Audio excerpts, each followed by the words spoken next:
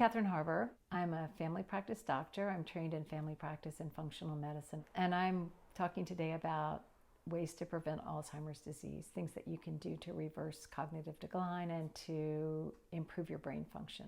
So when we're thinking about trying to prevent Alzheimer's, the most important thing is keeping the immune system in balance. And we keep it in balance by giving it what it needs, giving it the nutrients that it needs, giving it the level of stress that is good for it without getting too much, giving it all the inputs that it needs to be healthy.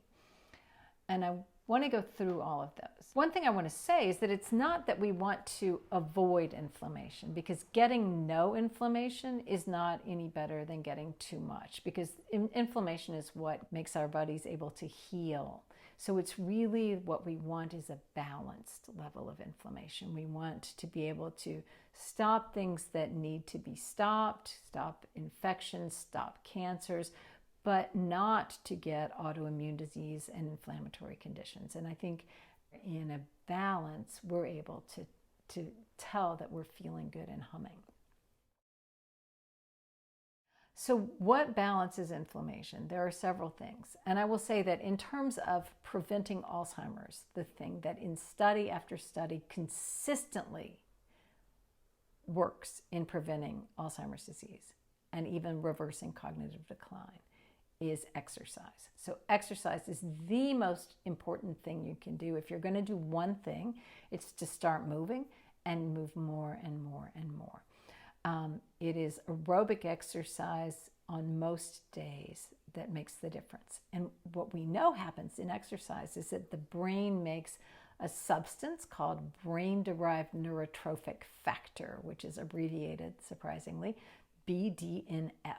And BDNF fertilizes the brain. It gives the brain what it needs to know that it is safe and well taken care of. So getting 45 minutes of aerobic exercise most days every week is the only thing we know you can do that is absolutely going to prevent Alzheimer's.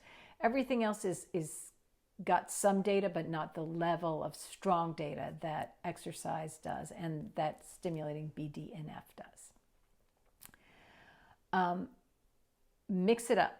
Get some strength exercise, get some aerobic exercise. There is not an upper limit to how much exercise is good that we know of, but I think that the thing you want to do is stay in a level of exercise that makes you not have any pain or suffering the next day. If the day after exercise you feel bad or you feel tired, that's a level that you need to be building up to more slowly, because that has exceeded your carrying capacity. But you can build your capacity, and it's important to keep trying, because you're not going to get more capacity for something you're not doing than you already have. So it's not like sitting on the sofa is going to make you better able to walk tomorrow and make the BDNF that you need. We also know that sleep is super important in the process of developing Alzheimer's. People who don't sleep well are